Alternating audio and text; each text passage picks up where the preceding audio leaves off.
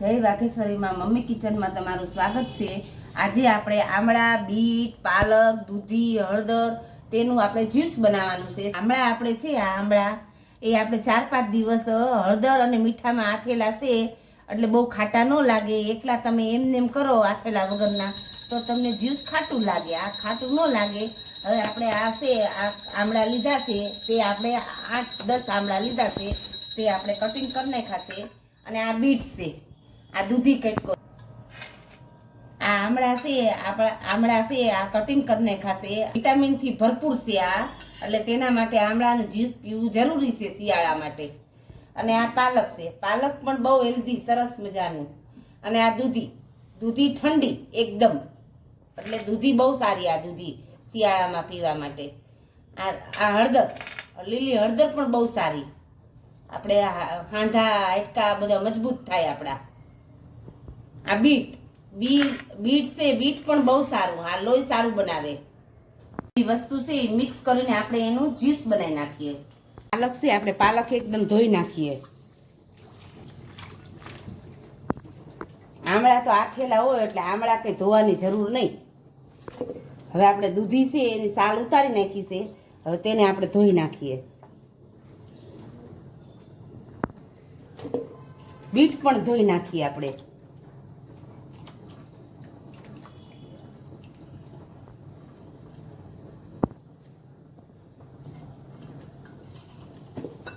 હળદર પણ ધોઈ નાખીએ।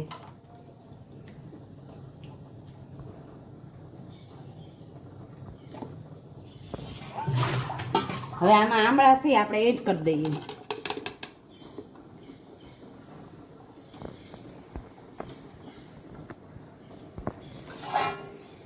વિટામિન અને પ્રોટીન ભરપૂર હોય છે આમાં, શિયાળા માટે પીવું જરૂરી છે।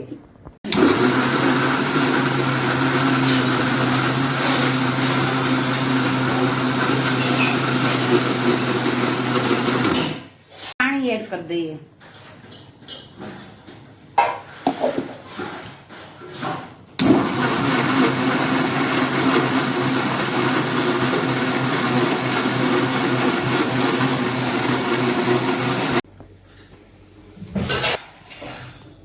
હવે આપણે ગળણી વડે ગળી લઈએ આપણે।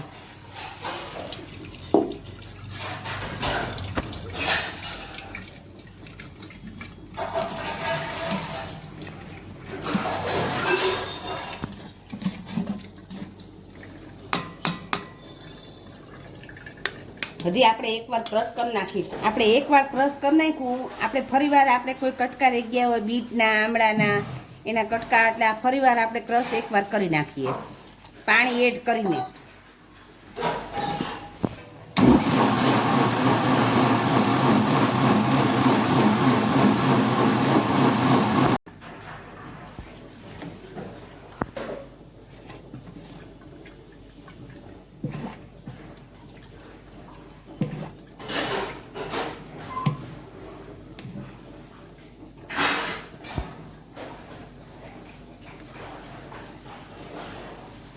આમાં હાથ વડે કરતા હાથેથી વધારે આવશે ચમચા કરતા।